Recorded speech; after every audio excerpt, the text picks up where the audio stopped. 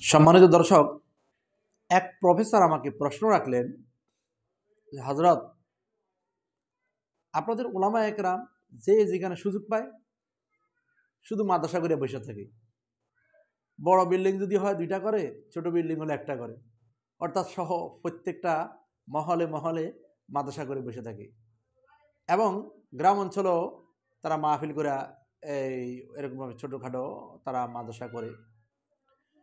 তা আমি প্রফেসর সাহেবকে বললাম যে স্যার, আজকে থেকে 18 বছর আগে বা 20 বছর আগে এই দেশের মধ্যে কলেজ ভার্সিটি যারা লেখাপড়া শেষ করে আসতেন, দেখা গেছে গ্রাম অঞ্চল হইতে শহরের অলিতে গলিতে তারা কেজি নামক স্কুল করতেন।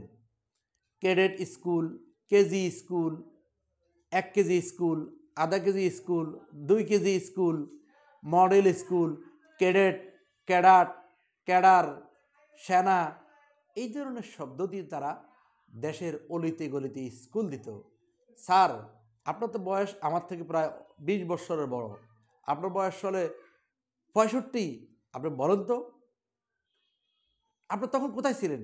তাদের বিরুদ্ধে, তাদের বিপক্ষে বা একজন প্রফেসরকে, একজন স্যারকে কথা বলেন, উনি আর কোনো আওয়াজ নেই।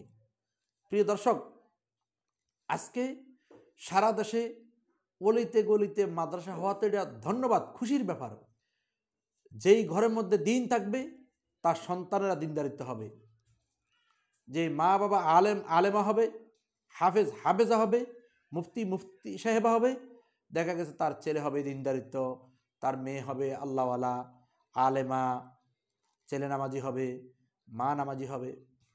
এখন বড় বড় বিল্ডিং, একটা বিল্ডিংটার মধ্যে 40 ফ্যামিলি বসবাস করে, একটা গ্রাম। একটা অ্যাপার্টমেন্ট বড়, বিশাল বড় বিল্ডিংয়ের মধ্যে 40 ফ্যামিলি বসবাস করে, সেখানে একটা মাদ্রাসা হয়েছে, সমস্যা কি? 40টা ফ্যামিলির মধ্যে যদি 2টা করে বাচ্চা হয় তাহলে 80টা সন্তান একটা মাদ্রাসায় দিল। সে হাদিস শিখলো, মাসআলা শিখলো, দোয়া শিখলো, কালিমা শিখলো, বাংলা শিখলো, ইংরেজি শিখলো, অঙ্ক শিখলো, ইংলিশ স্পিকিং শিখলো, অ্যারাবিক স্পিকিং শিখলো। তো এটা তো আলহামদুলিল্লাহ, নূরুন আলা নূর, ভালো।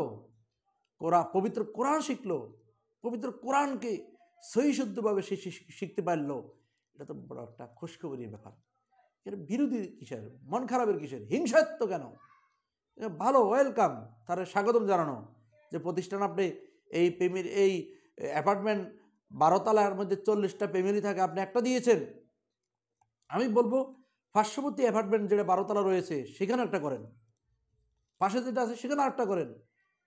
অর্থাৎ আপনি প্রত্যেকটা শহরের বড় বড় বিল্ডিংগুলার আনাচে কোনাচে মাদ্রাসা আরও করেন, যাতে কোনো সন্তান, কোনো ছেলে মেয়ে দিন ধর্মর বাহিরে কোনো শিক্ষা অর্জন না করতে পারে।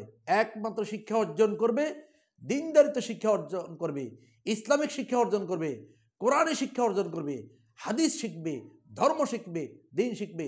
এটাই আমাদের নৈতিক মাদ্রাসা কওমিয়ার একটা নিজাম, একটা কারিকুলাম। কাসেম নানুবতী রহমতুল্লাহ আলাইহির মানসা ছিল প্রত্যেকটা ঘরে ঘরে যাতে দিনদারিত্ব হয়, প্রত্যেকটা মহলে মহলে যাতে মাদ্রাসা হয়, এটাই তিনার কামনা।